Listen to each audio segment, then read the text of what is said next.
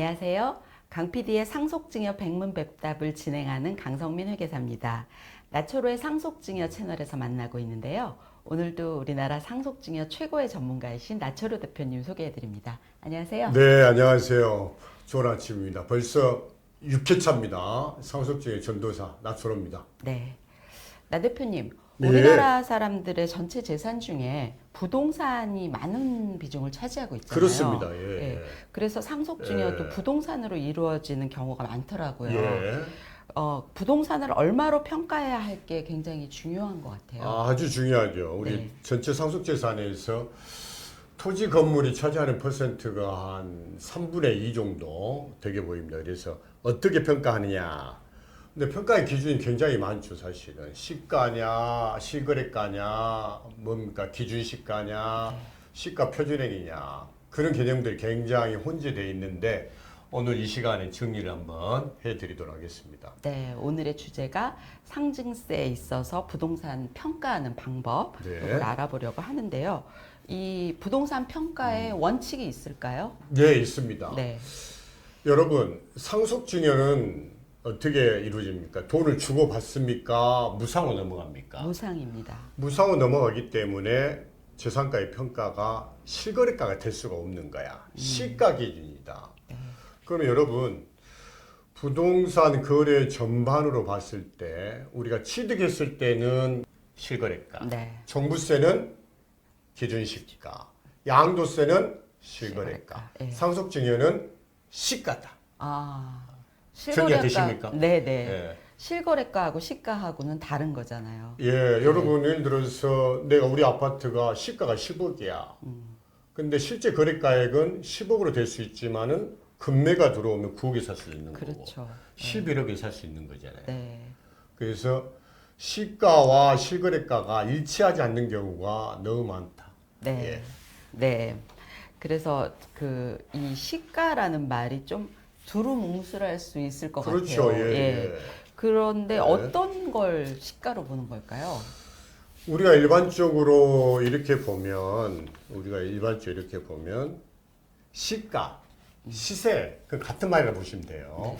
보는데 우리가 현재 시가, 일반적으로 시가라는 것은 예를 들어서 아파트의 101동 101호의 시가가 얼마냐라고 물어봤을 때는 늘 하한가에서 상한가 형성이 되지 않습니까? 10억이라면 9억 5천에서 한 10억 5천 정도. 네. 또 방향에 따라서 그 집의 발코니 인테리어 했는지 여부에 따라서 따진다. 실제로 이제 상속의 테마에서는 마이너스 6개월에서 플러스 6개월 상속 개시 신고일까지 네. 증여는 마이너스 6개월에서 플러스 3개월 안에 들어오는 증여에서 신고일까지의 가격 움직였던 걸 보고 판단을 한다. 네, 그렇군요. 그래서 보통 매매가 있으면은 좋겠군요.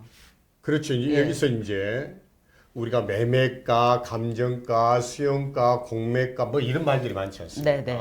근데 예를 들어서 당의 물건, 내가 상속받은 물건이나 증여받은 물건, 그 물건에 대해서 매매가가 있으면 최고 1순위지. 네.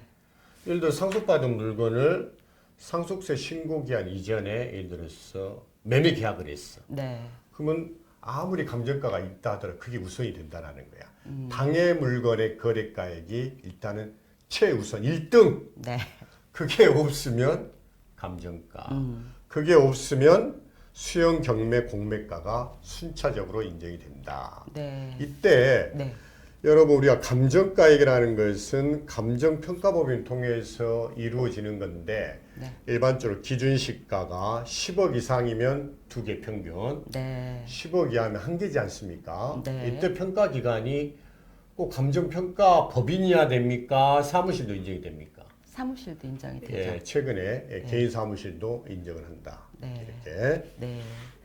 근데 이제 뭐 매매나 뭐 이런 것도 특수관계자끼리 이루어진 거는 안 되고. 그죠? 그렇습니다. 예. 예, 특수관계자는 네.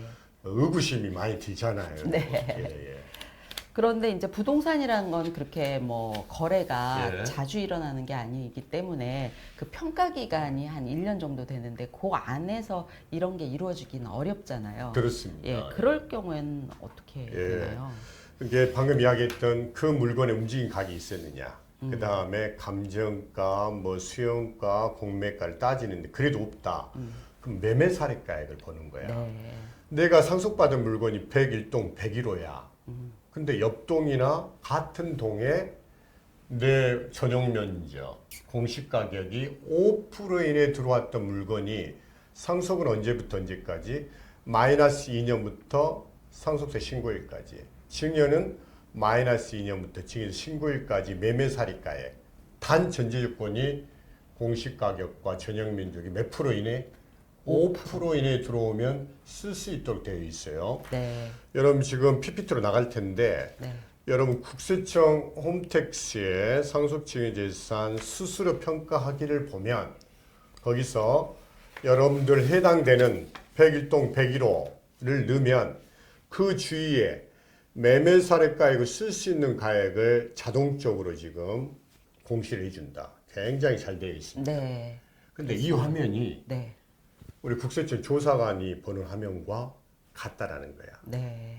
신고하기 전에는 반드시 상속증여재산 수수료 평가하기 지금 PPT도 나가 있는데 반드시 확인해 보셔야 된다. 네, 그렇군요. 근데 대단지 아파트의 경우에는 유사 매매 사례가액이 있겠지만 네. 이런 게 없는 경우도 많이 있잖아요. 그렇지. 예. 우리가 뭐 집합 건물이나 공동주택의 경우에는 매매 사례가가 있잖아요. 예? 네. 근데 예를 들어서 저 지방에 있는 땅이랄까, 뭐 단독주택, 일반 상가 건물 같은 경우는 없다. 그럴 때는 어떻게 평가하느냐? 기준시가로 평가한다. 그렇게 보시면 되는데 네. 주택은 공시지가를 인정을 한다. 그다음에 주택은 공시가격. 그다음에 일반 건물, 예를 들어 상가의 건물 같은 경우에는 매년도 말에 국세청에서 용도지 있어. 위치지 있어. 그다음에 신축 연도, 네. 구조. 그거를 계산하는 그 국세청 건물 기준시가 계산 방법을 고시를 합니다. 네. 그거에 따라서 우리 전문가들이 일일이 수동으로 계산해야 된다. 네. 그다음에 특히 이제 집합 건물 중에서 오피스텔이나 상업용 건물, 특히 100호 이상인 네. 경우에는 그 가액을 공시를 한다. 그걸 참고하면 되겠습니다. 네. 이거를 보충적 평가 방법이라고 그러죠. 예, 보충적 평가 방법. 그러니까 예. 시가가 없으면 보충적, 보충적 평가 방법으로 한다. 예. 그런데 예를 들어서 뭐 건물에 뭐 임대차가 계약이 됐다거나 예. 또 저당권이 설정이 돼 있는 예. 경우는 또 있죠. 예. 다른 방법이. 여러분 이럴 때 그래서 우리가 크게 세 가지로 계산하는 거야. 첫 번째는 기준시가가 얼마냐. 첫 번째. 두 번째는 보증금과 월세가 있으면 보증금 플러스 월세 곱하기 100. 만약 1억에 100만 원이다. 네. 1억 플러스 100만 원 곱하기 100 하면 2억이죠. 네. 세 번째는 그 물건에 보니까 근저당이 잡혀져 있네. 근저당이 담보하는 채무액이 1억이야. A, B, C를 계산해 보고 그 중에 큰 금액을 선택하면 된다라고 보시면 됩니다. 네, 그렇군요. 그러니까 뭐 월세가 100만 원이면 100 곱하기 100이면 1억이니까 네. 월세 100만 원당 1억으로 보면 되겠군요. 그렇습니다. 네. 보증금 더하기 월세 곱하기 100 이렇게 네, 보시면 되겠어요. 그러니까 전세면은 전세가를 그냥 보는 거고 예. 월세면 이걸 전세가로 환산 예. 100을 곱해서 예. 그렇게 하면 되겠군요. 그렇습니다. 네, 이렇게 평가액을 적용할 때 주의할 점도 있다면서요. 예, 오늘 한번 싹 정리를 한번 해보면 우리가 예를 들어서 상속증의 재산가의 평가의 대원칙이 뭐다? 시가다. 예.